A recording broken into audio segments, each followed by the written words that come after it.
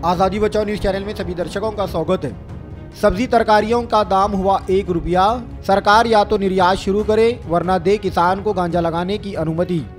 दरअसल सोलापुर शहर के Shri Siddheshwar market yard में आज गुरुवार 25 जनवरी 2024 को एक किसान कोथिंबीर और मेथी की सब्जी ले आया हुआ था, जहां मार्केट में आज वे कोथिंबीर 1 रुपये में एक पेंडी और मेथी मात्र 3 रुपये की बिकी, जबकि एक पेंडी के लिए किसान को ही 4 से 6 रुपये का खर्च आता है और ऊपर से सरकार ने निर्यात रोकी हुई है, जिससे हमारा माल बाहर के देशों में नहीं जा पा रहा। या तो सरकार निर्यात शुरू करे या फिर हमें गांजा लगाने की अनुमति दे, ऐसी गुहार किसान ने की है। समजो माझं वय आज सध्या 73 वर्षाचं आहे।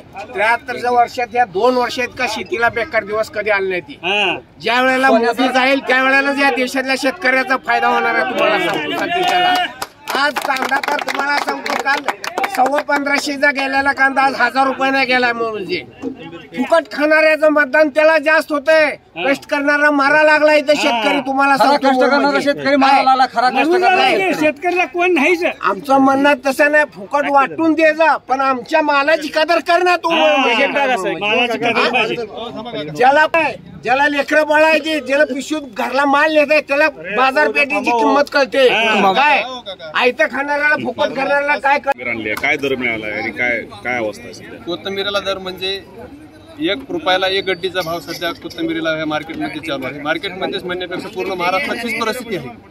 ती फक्त परिस्थिती कोथिंबीरीचीच नसून ती इतर पिकाची असं आहे। मेथीची पण तीच अवस्था आहे, पालेभाज्याची पण तीच अवस्था आहे।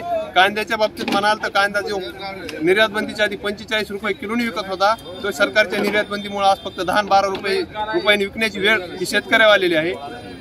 या सरकारच्या जुलमी निर्णयामुळे शेतकरी हा पूर्ण हवालदिल झालेला आहे। शेतकरी नेमकं सरकारने एक स्पष्ट करावं की शेतकऱ्यांना जगू द्यायचंय की नाही। असे त्यांचे काही धोरण आहेत की ते शेतकऱ्यांच्या पूर्णपणे विरोधी आहेत। तुम्ही सोयाबीनला भाव नाही, तुमचा कांद्याला भाव नाही, तुमचा इतर कोणत्याही पिकाला तुमचा भाव नाही, मग नेमकं शेतकऱ्याला तुमचा जगू द्यायचंय की नाही हे तुम्ही स्पष्ट करावं, ही माझी सरकारला विनंती। कोथिंबीर तुमची विकली गेली का नाही काय सांगा? सर इथं कोथिंबीर जी गेली रस्त्यावरती राहिलेली फेकली, जी विकली 1 रुपया प्रति 1 गड्डीने विकली आणि मला ती आणण्यासाठीच 1 रुपया प्रति गड्डीचं भाडं लागलेलं। बाकी इतर खर्चा जो बिया असेल, बियाणं असेल, खत असेल, कीटकनाशक असेल, मजुराचा खर्च असेल, तो माझ्या खिशातून द्यायची वेळ ही माझ्यावालेली आहे। तो कुणी भरायचा हे माझा सरकारला प्रश्न आहे। जर तुम्ही आम्हाला नोकरी उपलब्ध करून देणार, इकडे शेतीला आमच्या भाव देणार, मग आम्ही करायचं काय?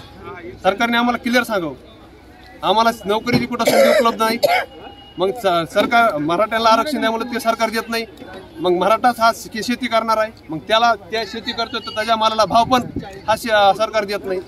माझी सरकारला एक क्लिअर कट विनंती आहे, एक तर तुम्ही शेतकऱ्याच्या मालाला हमी भाव द्या, अन्यथा आम्हाला गांजा लागण्याची परवानगी द्या, ही माझी सरकारला हात जोडून विनंती।